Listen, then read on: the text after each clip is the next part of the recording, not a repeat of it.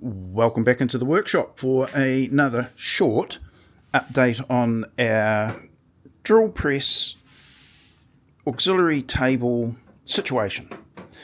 I had noted some years ago that the table on this drill press is tilted, down at the front ever so slightly. Nothing that would worry me normally, but because I'm wanting to be a little bit more fastidious in what I'm doing in this scenario, decided to adjust it. Broke out my engineer's squares as best I was able to. I then presented them up to a relatively straight, hopefully, shaft and checked for squareness, and yes indeed they were out. If I'm just coming in here, the gap at the top of the square has now gone. There was one there, and checking it on the other side, it is, you can just see a tiniest bit of light there, but nothing to speak about. And this way, same thing, it's that close. I'm literally not going to be worrying about it.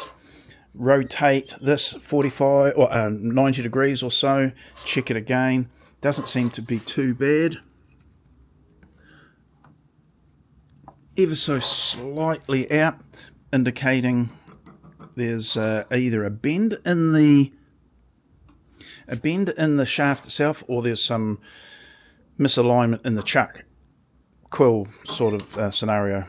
All of which are possible, but it is much closer now than it was before. And all I did was, on one of the rails that acts as a bit of a strong back for this, for the top, I packed it with a bit of what we call here in New Zealand DPC, and I knew that was round about 1 millimetre. Turns out to be about 0.9 of a mil. This is a print plate used in, of all things, printing. And I knew that was around about, it's either 0.3 or 0.4 of a mil. Turns out it's about 0.3.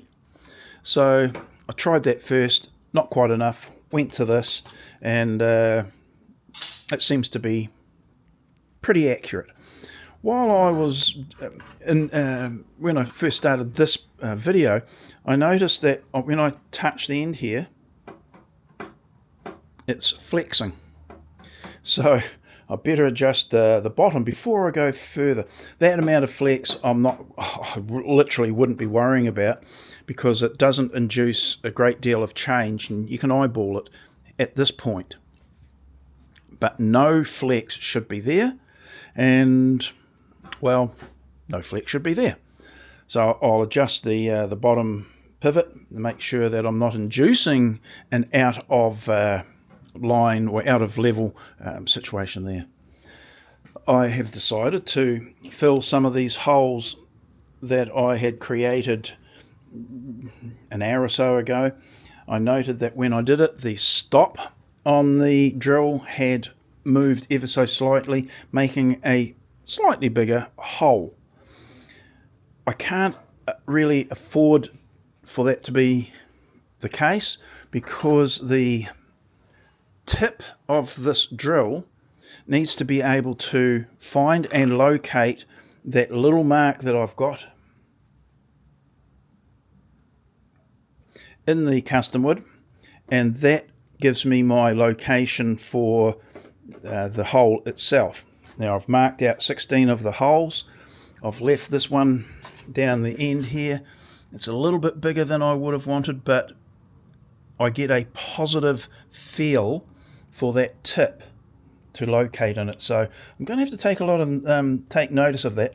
But fortunately, so long as I've got the bar registered able to use the bar, I'll reread that again.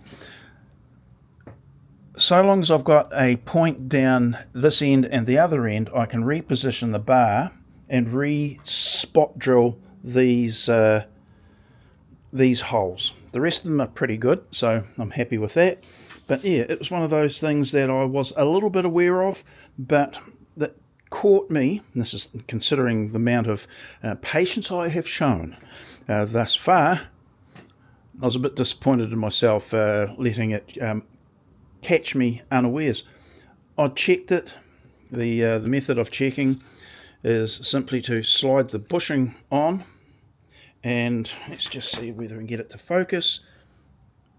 And I was checking the extent that the wee drill was sticking through. That is obvious too much, because it's actually now no longer that 1 mil tip. Let's see. No longer the 1 mil tip that was drilling. It was starting to go into the countersink area of this the other part of the drill.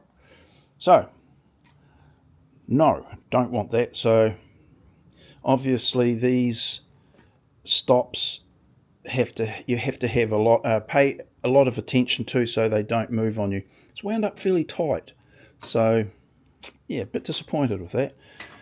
I have bought other, and I mentioned this before, I had bought these collars. They're for like printer shafts or something, or stops. I've bought those. They were sized at 8mm, for the obvious reason is that I use 8mm drills a lot when I'm doing the dowels, like in this, and the stops that came with this system, I question. This should be superior. Should is yeah, 2 bolts upon which you can tighten down, and it can grip the drill bit a little bit more securely, I would hope. I've done it once, it does, but yeah, this ideally would work as the manner that I wanted. It didn't quite. Don't know. Again, don't know why. But these suit. Well, it suits the situation, and I thought they were multi-size. So yeah, don't know. I'm just a little bit perplexed why they didn't work in the manner that I thought. So anyway, onwards and upwards, we will get this done. I'm going to now put this up on the drill press and drill some holes. That'll be interesting. I just did a clearing hole in this. I don't want to have this being used as a sacrificial fence, so I'm going to have to work something out for that. But I'm going to have to set it up so that I've got a layer of custom wood on top of this, and then the panel sits on top, so a double thickness, as it were. Drill down through, and we'll see how we go. Righty-ho. It's been a long time getting here, but I'll get back to you in another video and let you know just how successful or not I have been. So with that, I'll see you in the next video. So bye now.